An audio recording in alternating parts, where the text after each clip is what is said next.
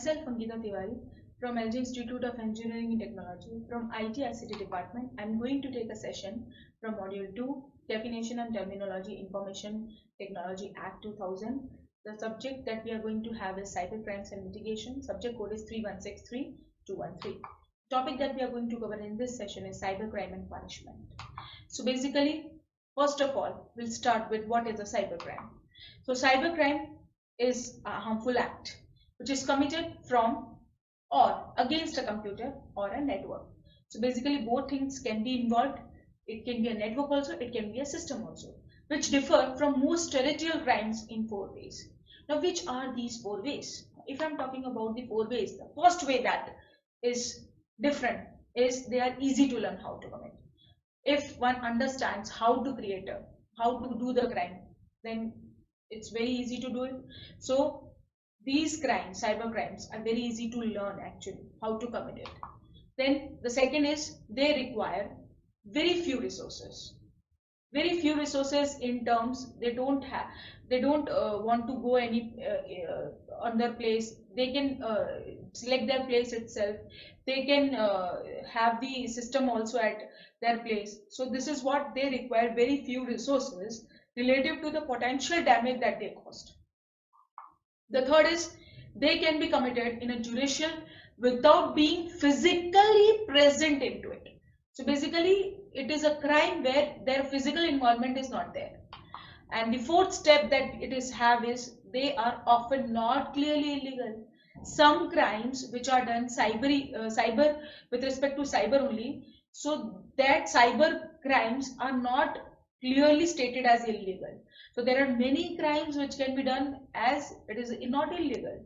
So we are having cybercrime laws as well with penalties, with its punishments. So basically when we are talking about cybercrime, the word cyber criminals comes in our mind.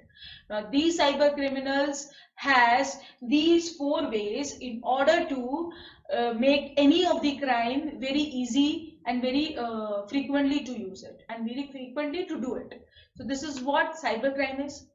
Now the word that comes here is extent of progress on updating cybercrime laws.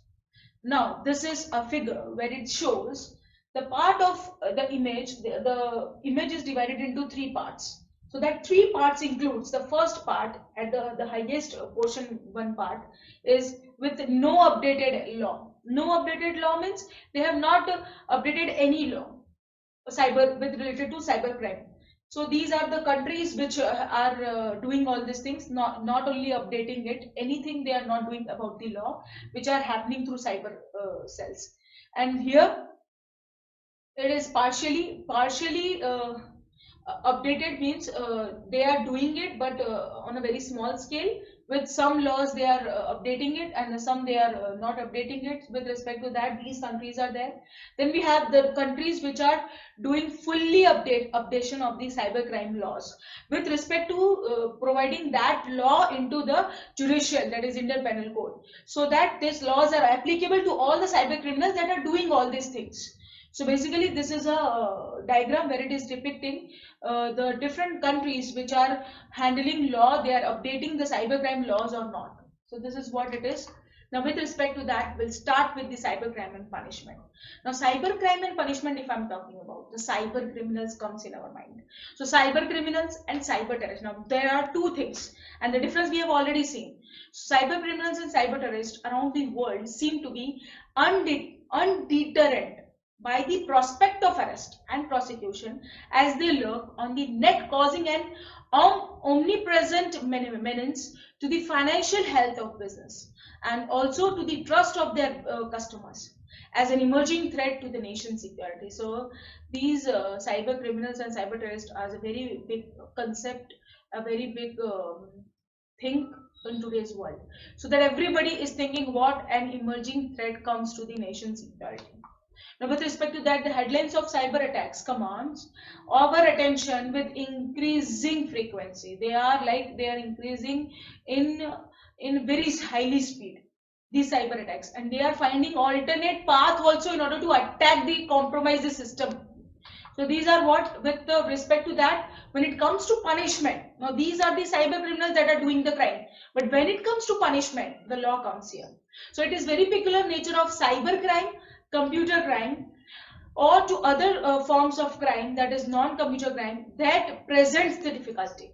So this is a very big concept, where the other problem that comes in way of punishing cyber criminals is that the laws of most countries do not clearly prohibit cyber crimes, because the other countries, if a crime is being done in other country and the person who is sitting is in another country and that country is not supporting that law, then it is very difficult to give that cyber criminal the punishment or the penalty.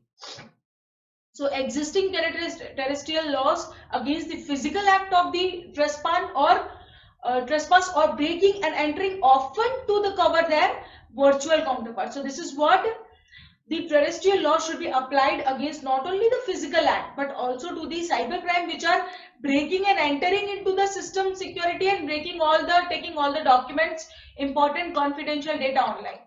So this is what, if I am talking about with respect to punishment, then we are having often police officers may not realize, where although there are constant efforts by government to educate the police department on the cybercrime, they are constantly doing it in order to understand the police officer that these are the crimes which are going to happen, or these are the laws. But how cyber crimes are different in nature compared to the traditional forms of crime, that is a very big concept in order to make it understand to the police officers.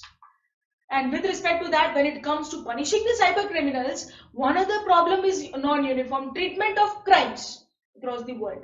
Now, crimes are not treated uniformly even in the countries, because they have got updated legislation for cybercrime, and this creates another problem, because firstly they are not understanding the first law itself. How they will understand the updated legislation of the cybercrime? How can they understand? And this creates a very big problem. That is another problem with respect to cybercrime itself. Now, when we are talking about punishment and cybercrime, we will conclude this about punishment to cyber criminals by summarizing the following key points. The first point that we have is reliance on terrestrial laws may not be a reliable approach. What is, despite the progress being made in many countries, most countries still rely on standard terrestrial law to prosecute cyber crimes. Now, a majority of countries are relying on statutes that predate the birth of cyber space and have not yet been tested in court. So basically, some countries are making these cyber crimes laws in effect, and some they are not taking in effect, and they are understanding the cyberspace itself in order where they have not tested in court also.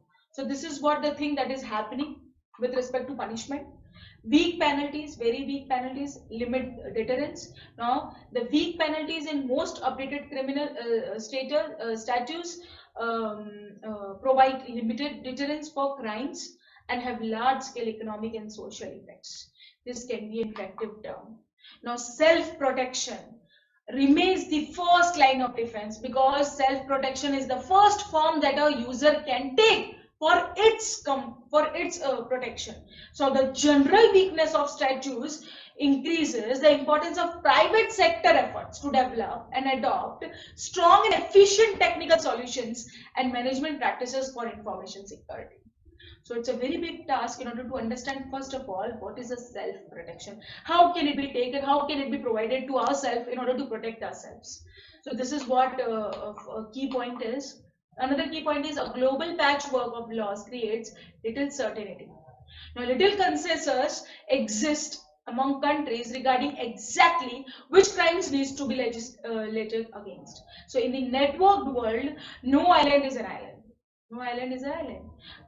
Now, unless crimes are defined in a similar manner across jurisdictions, now coordinated efforts by law enforcement officials to combat cybercrime will be complicated, because there should be a similar manner across all the states, all the countries, so that a uniform nature of the penalties, a uniform nature of the certainty should be there in order to understand the cybercrime and to provide it.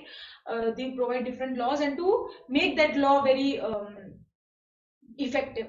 So this is what key points are. The fifth point is that we have is a model approach is needed. A very useful, very particular model approach we need it. Most countries, particularly those in the developing world, are seeking a model to follow.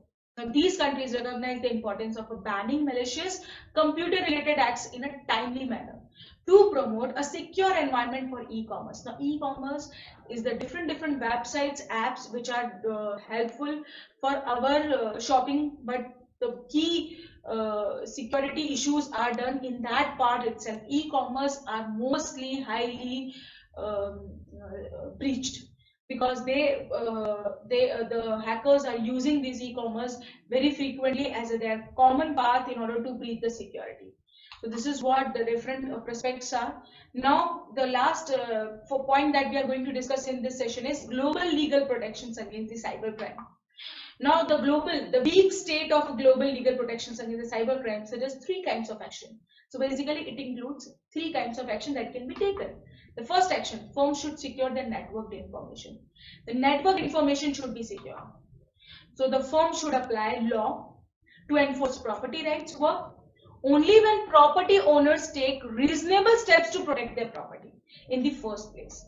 Now, as an observer has noted, if homeowners fail to buy locks for their front doors, should town solve the problem by passing more laws or hiring more police? No.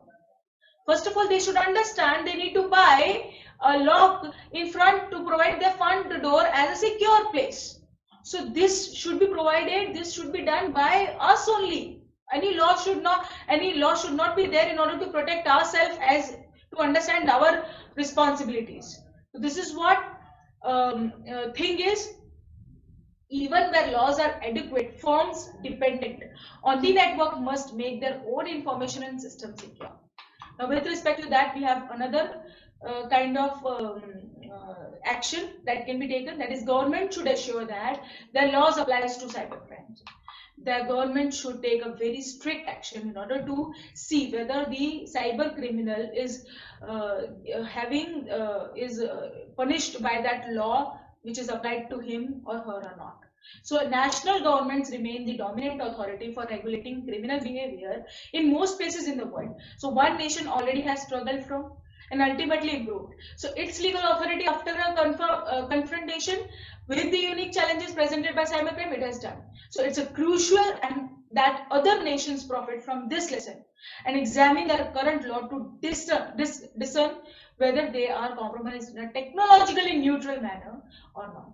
So they should know the current situation or the current law which is applicable to this criminal or not. So that they have to take with respect to governments only. They should assure that laws are properly followed. The third that form that we have is firms, governments, and civil society should work cooperatively to strengthen legal frameworks for cybersecurity. Now, to be prosecuted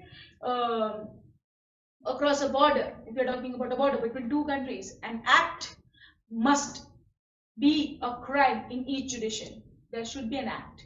Now, thus, while local legal traditions must be respected and nations must define cybercrimes in a similar manner, there should be a legal, a very judicial crime authority with respect to law should be applied at the borders also, respecting the traditions. So this is what the legal aspect that we can take it.